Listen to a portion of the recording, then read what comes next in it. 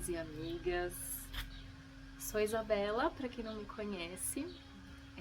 Profissionalmente eu trabalho com movimento, com yoga, dança do ventre, sou fisioterapeuta de formação. E aqui eu quero relatar hoje sobre a minha experiência no retiro Vipassana.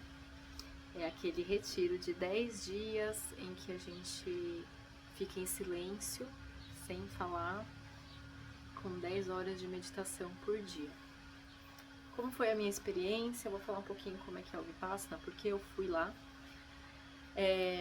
No ano passado, meu marido foi pro Vipassana, então isso já super me motivou ainda mais, né? Eu não sei se eu teria tomado essa decisão assim, tô indo pra lá, né? Ele foi, me contou como é que foi e tudo mais, gostou muito, falou que era super desafiador e me contou muitas coisas e eu fiquei bastante interessada, né? Então, alguns amigos já tinham falado sobre, já tinham ido alguns anos atrás, então era algo assim que eu já me interessava, sabia que em algum momento eu iria. Eu não tive um preparo para ir, tipo, vou me preparar para ir pro Vipassana. O meu preparo foi me informar como que funcionava, né? Como é que era, para eu ter consciência de como ia ser. Eu acho que esse é o essencial. Depois eu vou falar mais sobre isso, sobre se preparar. Na verdade, é você saber e ter essa coragem, né, de essa vontade de olhar para dentro, ter essa coragem e uma firme determinação de ficar até o fim, né?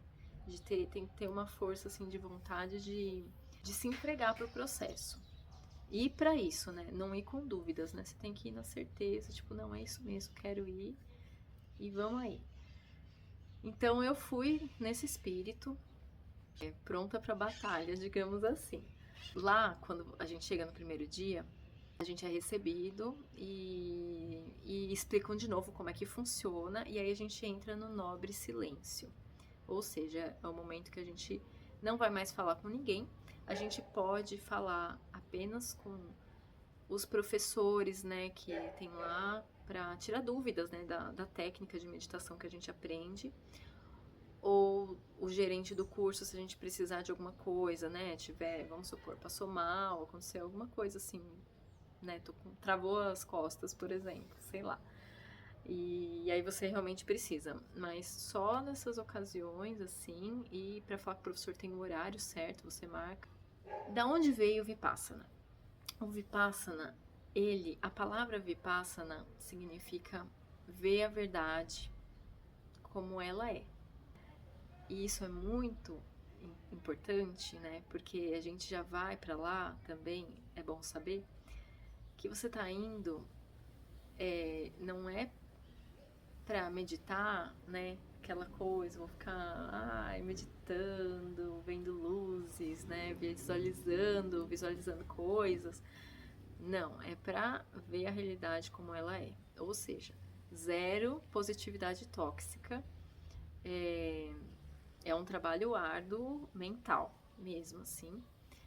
E por isso que vale muito a pena, né? Realmente você encontrar essa verdade. Muitas verdades são reveladas. E o Vipassana é uma técnica de meditação, né? Além de significar isso, é a técnica que Buda ensinou, que ele mesmo descobriu.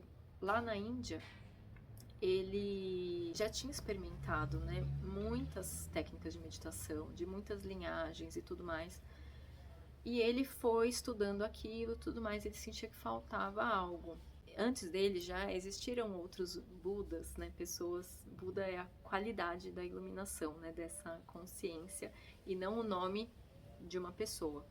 Então existiram Budas antes, né? Santos, pessoas assim com uma sabedoria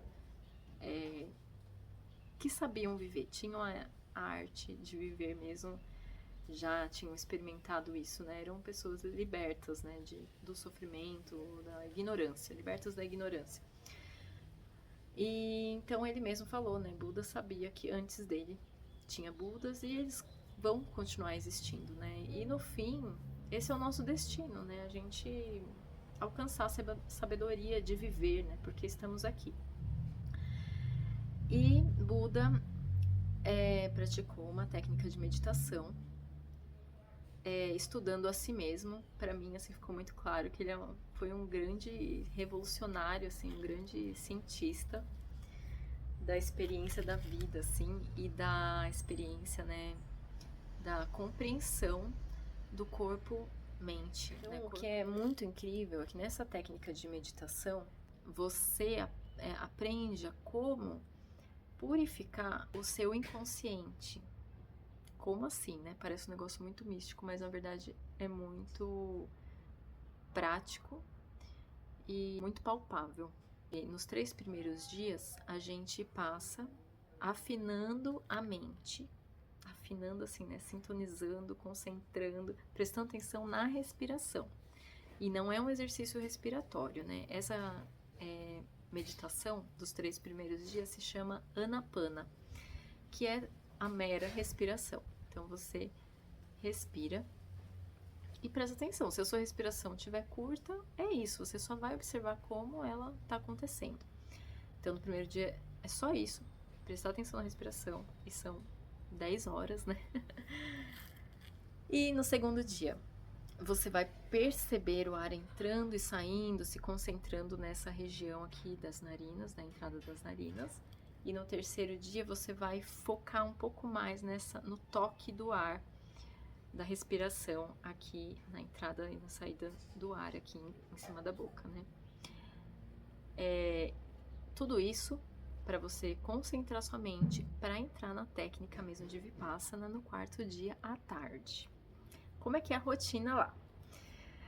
A gente acorda às 4 horas da manhã, medita das 4h30 às 6h30, sem tomar o café da manhã, né, nesse momento. Então já é uma lapada de 2 horas de meditação de cara, sentados, né? Pode ser sentado em almofadas, né? E você pode usar quantas almofadas você quiser. Não tem um jeito específico de sentar, né? É a forma que você fica confortável, né? Lógico que uma hora vai ficar desconfortável, mas enfim, você não precisa sentar em posição de lótus, né?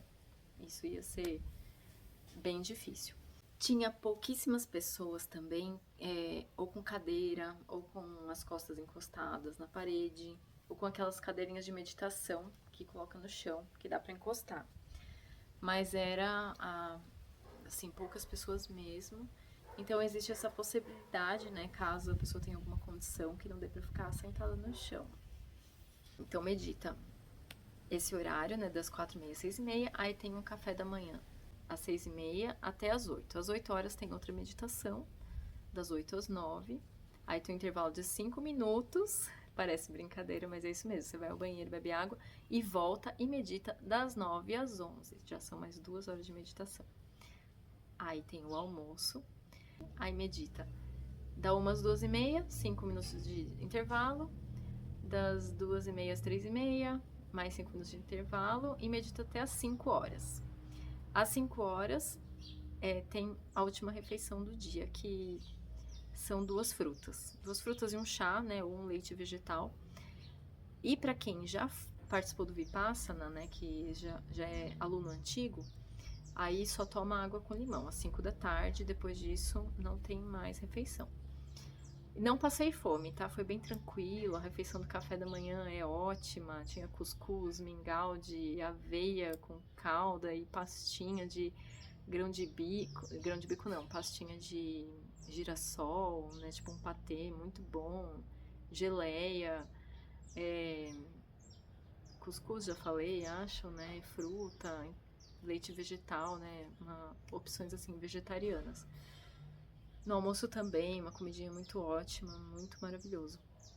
Então, tranquilo, não passei fome. Essa era uma questão, né? Uma dúvida que as pessoas têm.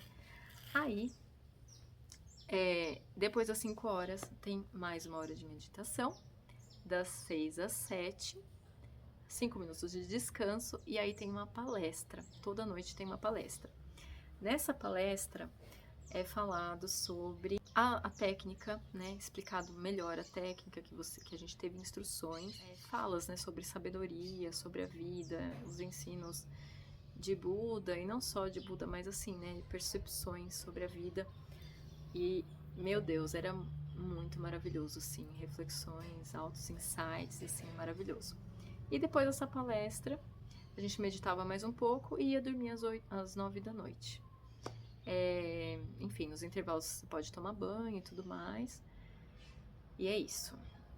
O curso, ele é ensinado pelo Goenka, um indiano. Ele nasceu em Myanmar, a antiga Birmânia. Ele teve... Então, quem dá o curso é ele e a gente escuta o áudio dele, dando todas as instruções. Eles colocam as gravações e a gente escuta. E no mundo inteiro é assim, o Vipassana, né, na linha do Goenka.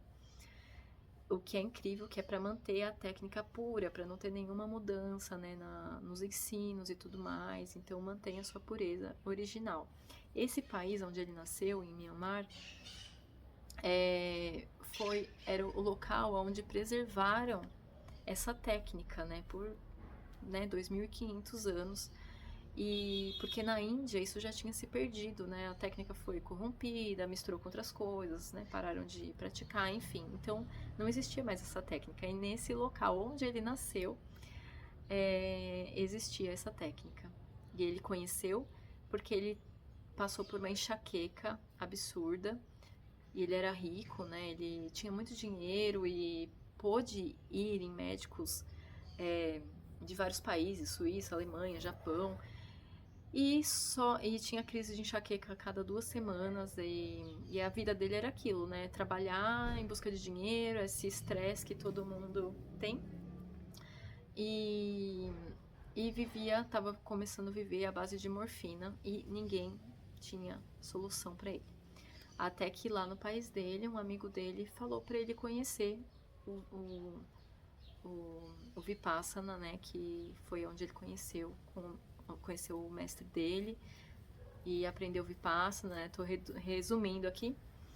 E foi o que transformou a vida dele, né? E como consequência, ele também se curou dessa enxaqueca, que era, digamos, que não tinha uma cura, né?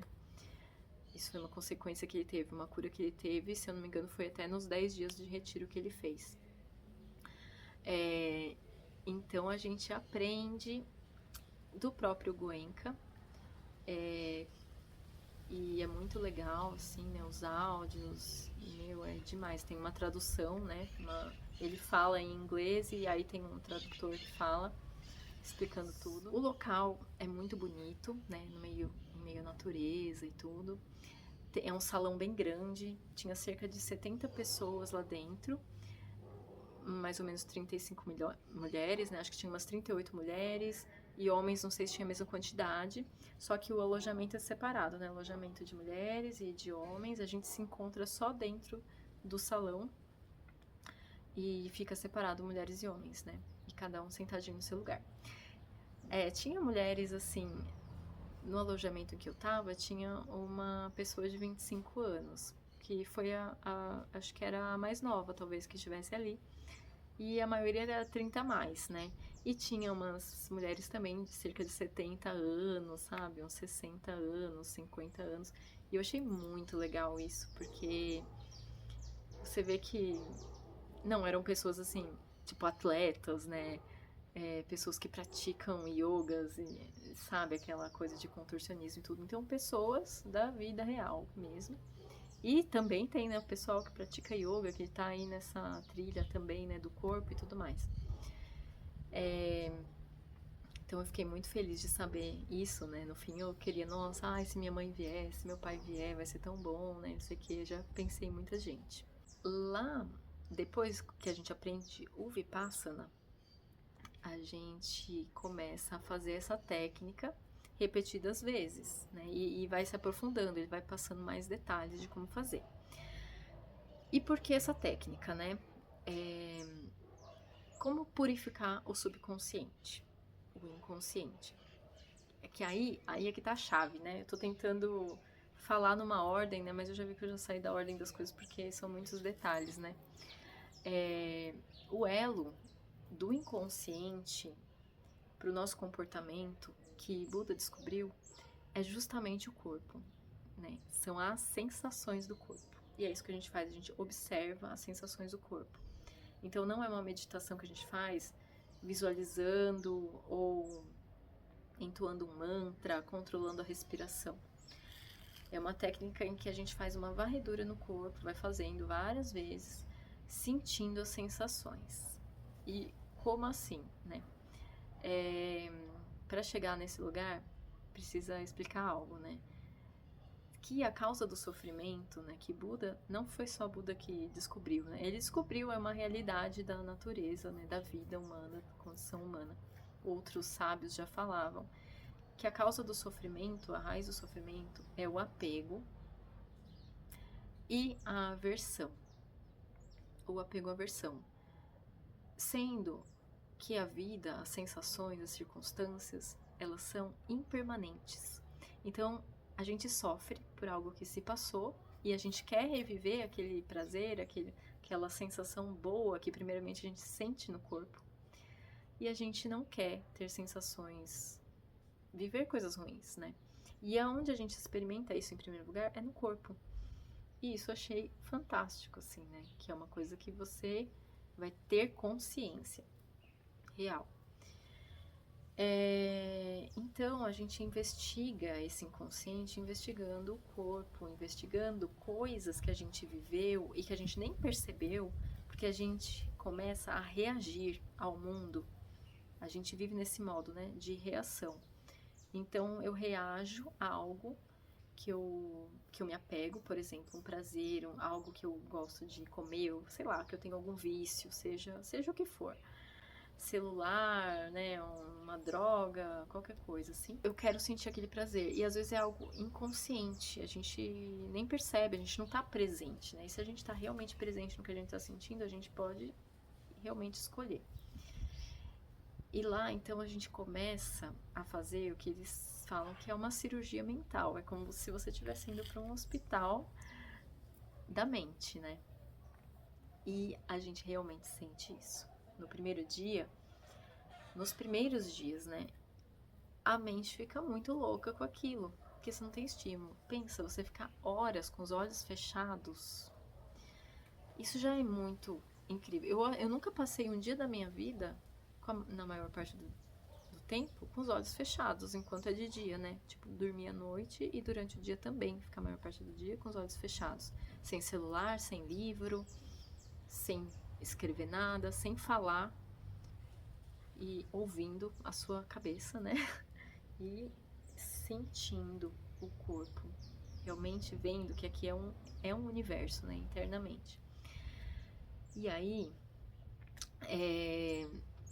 a mente enlouquece, assim, você vê, meu, como é louca. Eu tinha essa experiência nos primeiros dias de ver imagens, assim, como se eu estivesse sonhando acordada. E eu não tava com sono, eu tava, assim, simplesmente vendo imagens, várias imagens, algumas aleatórias, algumas muito reais, assim, como se eu estivesse vivendo aquilo. E eu não tenho essa experiência, assim, no meu dia a dia, né? Mas isso foi passando ao longo dos dias. E isso é muito interessante de falar. A loucura mental, ela vai passando, né? A gente vai entendendo como é melhor sentar, conforme a gente faz a técnica. Então você tem que ir lá assim, sendo. Você tem que ser resignado, senão você não aguenta. Se você for ficar lá, não, eu não vou ficar fazendo isso, bobagem e tal. Primeiro que você não vai aguentar ficar lá, porque você precisa de uma resistência tanto física, né, da sua postura, quanto mental. Porque imagina, no dia a dia, se a gente for ficar numa fila esperando, isso já começa a dar muita agonia. Então, você tem aonde se segurar, que é na técnica. Então, você precisa realmente fazer isso, senão você vai estar se auto-sabotando, se enganando e não vai perceber os resultados. Então eu tive muito essa sensação, né, de ver coisas assim, coisas assim reais, como se fosse um sonho, só que vívido, né? E depois eu percebi que a minha mente foi se acalmando e durante a técnica do Vipassana mesmo, né, a meditação, a gente vai percebendo cada vez mais sutilmente o corpo. Então a gente começa sentindo sensações grosseiras, né? Tem uma guiança, não fica uma meditação guiada o tempo todo, mas você sente o músculo, né? Sente o braço e você sente cada partezinha do corpo. Se concentra. Por exemplo, se você parar agora para sentir seu coração batendo, se você se concentrar, você vai sentir. Então lá você vai se concentrando cada vez mais a ponto de sentir coisas muito sutis que estão acontecendo no corpo. E o nosso inconsciente, ele tá mandando também essas reações o tempo todo.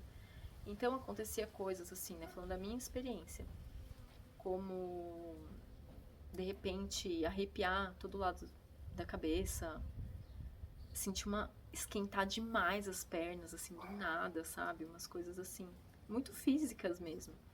E sensações sutis também, de como se fosse um formigamento, assim, muito sutil. Então a gente vai transitando nessas sensações grosseiras e sutis. E o objetivo é a gente ter equanimidade, né? Que é isso, entre o apego e a aversão, porque a gente também sente sensações boas, é ter a equanimidade, não se apegar nem ao que é bom e nem ao que é ruim, porque essas sensações, elas passam, né? Então a gente percebe que muita coisa na nossa vida a gente nem percebeu, que sentiu, que teve aquele impacto e a gente engoliu, né? Tipo, engoliu o sapo. Como é que pode dizer? Quando a gente reprime, né? O que a gente sente. Ou a gente dá vazão e se apega, né? Então as duas coisas podem acontecer e aquilo e tudo, quando a gente tá prestando atenção, aquilo vai se manifestando, o inconsciente vai trazendo. E para dissolver isso, a gente presta atenção, observa, observa. E é impressionante. Eu tive essa experiência, por exemplo, sentir uma dor ou um peso e você fica lá e aquilo desaparece, simplesmente some. Então foi muito impressionante. Tive muitos sonhos também. E eu vi que isso foi uma coisa muito comum depois quando eu conversei com as pessoas. Essa questão de sonhos, né? Que com significado mesmo, assim. Sonhos vívidos que você acorda e você lembra. Depois que eu voltei eu percebi que não é a mesma coisa, né? Você tá lá porque você tá no silêncio, né? Total e tá muito apurada a sua sensibilidade. E aqui não, você já acorda, já não lembra tão bem, né? Ou lembra, mas as coisas são mais turvas, assim. Foi muito rico ter essas palestras à noite. Eu fiquei realmente tocada, assim, pelos ensinamentos, né? De Buda sobre a compaixão, sobre o desapego, sabe? Eles contam várias histórias, assim, casos reais ou lendas, mitos, não sei, né? Mas alguns casos são reais, que trazem grandes ensinamentos, assim. Uma das coisas, né, que me tocou, não adianta a gente ter devoção a um santo, né, uma divindade, a Jesus, a Buda, seja lá quem for, e achar que tá resolvido, tá tudo certo, não preciso fazer nada. Não, né? Eles experimentaram a verdade. Eles mostraram o caminho. Então a gente não tem essa luz só porque a gente acredita neles. Não, a gente tem que trilhar o caminho. E a verdade vai ser a nossa experiência, a gente mesmo que vai se iluminar, né? Não adianta a gente querer ir pro outro lado da margem do rio, ou ficar só desse lado contemplando. A gente precisa atravessar e nenhum ser iluminado vai carregar a gente no colo até o outro lado da margem. Então esse foi um grande ensinamento, a gente já sabe disso, né? Só que lá a gente realmente experimenta isso assim na pele.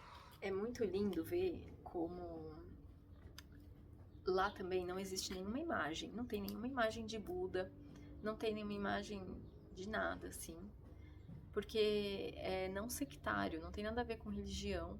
Você vai lá aprender uma técnica e você tá num ambiente absurdamente propício para se olhar com tudo, sabe? Sendo assim, não tem como não ficar tocado assim, porque tem pessoas lá voluntárias que estão fazendo a comida para você não precisar se preocupar com nada, só em olhar para você mesmo, e é sem fins lucrativos, então é tudo muito limpo, muito organizado, assim, nossa, é sensacional. Outra coisa que me tocou muito é o fato de que, por exemplo, esses retiros, coisas assim, são muito comuns, né, no Oriente mesmo, na Índia, né, que existem muitas linhas, né, que praticam a meditação, muitas formas de meditação, e você vai, você fica em silêncio e tudo mais. E aqui no Ocidente a gente não é tão acostumado com isso, né? Então, você poder ir num lugar desse, receber de graça essa oportunidade de algo que talvez você tivesse que ir lá para outro país, você recebe a pureza do ensinamento e das condições para ter uma experiência assim tão profunda, olha, não tem preço, assim, de verdade. E no fim do retiro, você pode fazer uma doação, eles recebem doação porque é o que sustenta, mas não existe um valor fixo, cada um doa o que pode, ou doa em serviços, vai lá num próximo Vipassana que outras pessoas vão fazer e você serve, fazendo a comida, ajudando no que for, né? E assim, né? Você é servido, você tá lá e é muito legal as pessoas, né? Doam seu tempo para isso. Então, é isso, não tem nada a ver com religião, eu não virei budista por ter ido lá. É, Buda era extremamente compassivo, né? E ele falava, ensinava as pessoas de acordo com o entendimento delas. Inclusive uma pessoa, né, num dos contos, né, que falam lá, que foi falado na palestra, uma pessoa falou, olha, Buda, eu não entendo de filosofias e tal, você pode me explicar o que eu tenho que fazer, né, mas porque pra mim é muito complicado, né, estudar tanta filosofia e tal. E ele falou que não, que esse caminho de Dhamma, eles chamam Dhamma, é a lei, na língua Pali, né, que era a língua de Buda na época. Dhamma é a mesma coisa que Dharma. Então, Dharma, para quem é do yoga e tal, já ouviu, né, falar bastante, que é a lei universal, é a lei da natureza que rege tudo fora e tudo dentro. E foi isso que Buda ensinou. E ele falou assim, pra gente se livrar dos sofrimentos, é você fazer o bem, ter ações positivas, não fazer o mal, basicamente isso, e purificar a sua mente. Parece muito simples, não é? E que são coisas que, em essência, todas as religiões falam. Mas é algo que, para viver na prática, a gente percebe, né? Que o nosso mundo, ele faz a gente estar sempre apegado, né? Sempre apegado, sempre querendo mais, sempre tem que comprar mais, tem que mudar agora as coisas, ou odiando as pessoas, né? A gente tá em guerra e tudo começa dentro. Então, assim, muitas reflexões super fortes. E depois que termina o curso, você, porque é um curso, né? É um retiro e também é um curso. Você é orientado a continuar, se você quiser continuar tendo esses benefícios, né? Porque você sai de lá muito mais leve. É desafiador, né? Lógico que é desafiador, porque você fica horas sentado, vai sentir dor, então é muito pessoal. Mas assim, eu recomendo muito, né, para quem tem essa vontade, porque você só precisa disso, na verdade. É a vontade de se olhar e coragem para mergulhar e sustentar essa firme determinação, porque lá você fortalece a sua mente para ter uma firme determinação e de ficar do começo ao fim. Porque quem fica termina assim muito feliz, muito emocionado, muito tocado de uma forma ou outra. E tem pessoas que desistem também, né? E por uma razão ou outra, às vezes alguma dor ou realmente não consegue se entregar, falar, não, não é pra mim. Acontece. Acho que umas 4 mulheres desistiram ali na ala feminina. E tá tudo bem também, né? Mas todo mundo que ficou até o fim se sentiu tocado, né? E eu teria muitas coisas pra falar, meu Deus, que mexem, né? Por exemplo, quando você tá lá e você tá em silêncio, né? Eu compartilhei o quarto com outras mulheres, tinha mais 3 mulheres no meu quarto, e a gente não conversa. Pensa nisso. E todos esses dias, sem se falar, né? Tinha um banheiro coletivo, né? Tinha outras mulheres em outros quartos. E então a gente se entende no silêncio e lá no fim a gente conversa, né, e conhece a pessoa e fala, cara, que incrível, né, ter compartilhado esse momento de silêncio e presença com essas pessoas que também estão aqui, né, nesse propósito. E você vê, não são poucas pessoas que vão. É super concorrido, você tem que acordar às 5 da manhã para se inscrever, tipo, 5h30 já não tem mais vaga. Então é um negócio lindo de ver. E é lindo de ver as pessoas meditando. Você olha assim, você não sabe o que está se passando dentro delas, né? Às vezes elas estão super sofrendo, ou tendo um momento de expansão, sei lá. Mas você vê todo mundo ali, nesse propósito, sentado, em silêncio, por horas. Olha, é demais. Eu achei isso maravilhoso. E sobre sensações, eu senti também um momento, vários momentos, né, de insights e tudo mais, momentos de desconforto, momentos de estar ali seguindo a técnica e tal, e só fazendo isso mesmo. E teve um momento que foi no 9º dia que eu senti realmente uma expansão do cardíaco, uma paz assim indescritível, que foi muito forte, assim, um momento maravilhoso, mas eu também sabia que não precisava me apegar, porque é sobre isso. Até isso passa. Não é para se apegar nem a esses momentos de êxtase. E no fim, a gente também aprende uma meditação para a gente compartilhar com todos os seres, né, os nossos méritos ali, tudo que a gente alcançou, e não foi pouca coisa, né, a determinação que fica mais forte, depois você fala, meu, consegui isso, eu consigo fazer qualquer coisa, e ser uma pessoa, né, melhor, um ser humano melhor, independente do que você faça, do que você trabalhe, de onde você trabalhe, e espalhando, né, esse bem pro planeta, e que começa por nós, não tem como ser diferente. Tem outra coisa também que sustenta a prática de meditação, que eles falam que não adianta você fazer a meditação e não cumprir alguns compromissos, né, que seria sila, que eles chamam, né, que é nessa língua Pali. E sila, esse eu vou ter que ler. Sei lá onde tá. Não roubar, por exemplo, não matar, também não ter práticas sexuais incorretas, digamos assim. Então lá não se pode romper com nenhum desses silas, porque, por exemplo, né, eles falam, se uma pessoa faz qualquer uma dessas coisas, ela já se encheu de negatividade e não vai adiantar, né? Você medita, mas aí você vai lá e faz essas coisas porque a gente tá lá justamente para isso, que é para limpar, liberar os sankaras.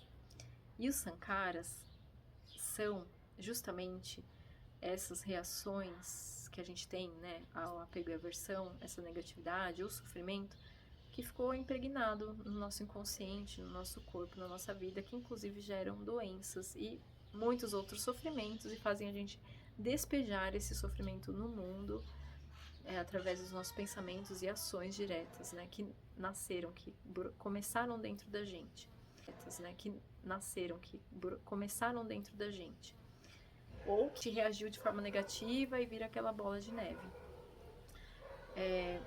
Então a gente está lá para eliminar esses sankaras. Outra coisa que foi uma resposta para mim, assim, que eu já vinha sofrendo muito com isso, que é como viver nesse mundo, né? Não quer dizer que você vai lá para meditar e vai virar um vegetal. Agora eu vou só ficar meditando enquanto o mundo está se acabando. Não é sobre isso. É justamente você não ter reação, não é uma reação, você vai ter uma ação correta. Começar a ter uma ação consciente no mundo. Em vez de ter reações, tipo, alguém vem falar com você com raiva e você vai lá e dá um soco na pessoa para resolver o problema e na verdade só aumentou o sofrimento ali, enfim. Porque assim, você pode agir e inclusive ter ações enérgicas, porém com sabedoria, com compaixão. Por exemplo, você vai salvar alguém que tá precisando, você não vai ficar, não vou ter reação, sabe? É o karma da pessoa. Não, você vai lá e vai ajudar, entendeu? Você vai fazer alguma coisa. Ou você vai lutar por justiça, seja o que for, mas sem fomentar a guerra, entendendo que o outro lado que está gerando guerra também está cheio de sofrimento. É ignorância. Quem está fazendo mal está sendo ignorante de si mesmo. Não está percebendo que está fazendo mal primeiro para si próprio. Quem está fervendo de raiva, quem está sendo violento, primeiro aquela pessoa, ela tá cheia de negatividade dentro dela, e o que ela fez pro outro foi uma consequência, né, do sofrimento dela mesma. E a nossa sociedade tá, assim, muito precisando olhar para isso, né, porque a gente condena os que estão fazendo a guerra de uma forma que aumenta a guerra, aumenta a separação, né? E a gente tá precisando ter compaixão. E é difícil, né, muitas vezes. Só que quando a gente começa a se limpar das nossas negatividades, a gente começa a compreender como que o outro funciona, né? E a gente começa a entender. E todos os sábios, todos os santos chegaram nessa conclusão, né? Não à toa Jesus falou, depois de ter sido torturado ali na cruz, né? Pai, perdoa, né? Os perdoa porque eles não sabem o que fazem. Ou São Francisco de Assis, né? Que fala também, né? Onde houver ódio, que eu leve o amor. É morrendo que se vive para a vida eterna, né? E esse morrer é o que? É a dissolução do ego, do egoísmo. E Buda também falou da compaixão. Depois que ele teve essa compreensão, que ele vivia nessa retidão, nessa consciência dele mesmo, nessa equanimidade, né? Essa equanimidade, que é essa paz, que não é uma passividade, né? É da onde emerge a positividade que não é tóxica, né? É cheia de liberdade, o amor incondicional, que não prende ninguém, que não se apega.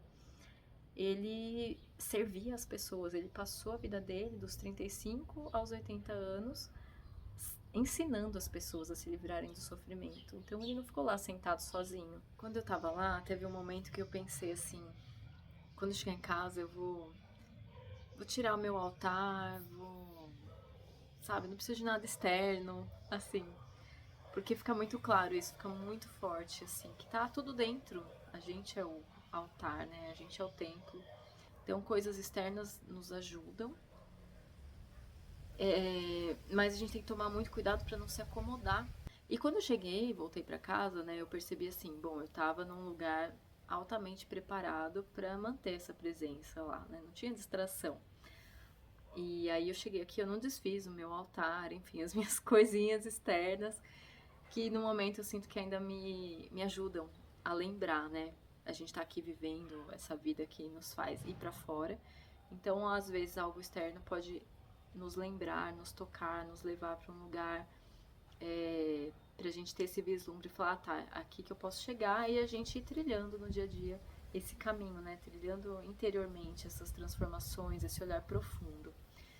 Eu tenho certeza que muitas pessoas devem ter sido radicais e já ter transformado suas vidas, né, assim, depois do Vipassana, né, de perceber, né, onde que eu tô me apoiando em certas devoções e isso tá sendo uma muleta ou realmente eu tô conseguindo me transformar, né. Mas também tudo é muito individual e isso aqui não é um julgamento, né, eu sei que são coisas também necessárias no nosso processo, mas até o momento que a gente vai chegar, né, numa libertação e tudo bem ter as coisas externas e a gente não precisa se apegar a elas e pode gostar delas também. Eu me sinto bem, eu adoro cantar mantra, adoro encontrar com os meus amigos, né, dessa jornada espiritual e tudo mais, então tá tudo certo. Isso foi um pouco da minha experiência. Voltei, né? Como que eu vou continuar a vida reajustando, né, a rota. E também ensinar assim, né, tipo, sigo aprendendo, na verdade, mas compartilhando o que eu aprendo onde eu estiver, onde eu puder. E quanto à meditação em si, a técnica, ela, para você aprender, você precisa fazer o retiro, porque é lá que você vai entender de forma pura e ter a vivência, né? Então, você pode ir para o retiro e entender, assim, eu recomendo. E agora, assim, é seguir nesse caminho, no caminho reto mesmo, não tem distração, não é pra ter distração, gente, é pra gente seguir firme o caminho da verdade, e não é uma verdade emprestada, não é uma crença, é a experiência mesmo da verdade dentro do coração. E isso dá muita alegria, muita paz, né? A gente aumenta a nossa clareza mental, a concentração, a determinação, a vontade de servir ao próximo e de estar bem também, se cuidar, né, em primeiro lugar. Fiquei muito feliz, né, do meu companheiro ter ido também.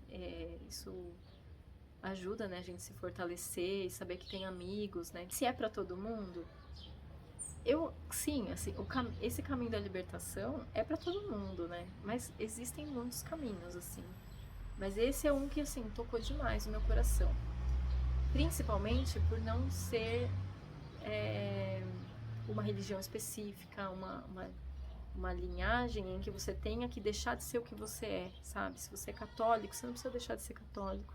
Você vai se tornar um católico melhor se você seguir esse caminho, por exemplo, se quiser experimentar né, um ser humano melhor. Um ser humano melhor é melhor em qualquer lugar. Então, fica um pouco aí da minha experiência. Se tiver amigos que foram e tenham algo a acrescentar ou, né, que discordam de alguma coisa, coloca aí pra gente conversar. Se você tem alguma dúvida também, vou ter o prazer de responder, se eu souber também, né, ou filosofar aí juntos. E que de qualquer forma a gente possa estar aí sentindo o corpo, se desapegando, com paciência. Isso eu aprendi muito lá. É paciência no caminho e persistência, né? Paciência e persistência, muita determinação, muito amor e que todos os seres sejam felizes.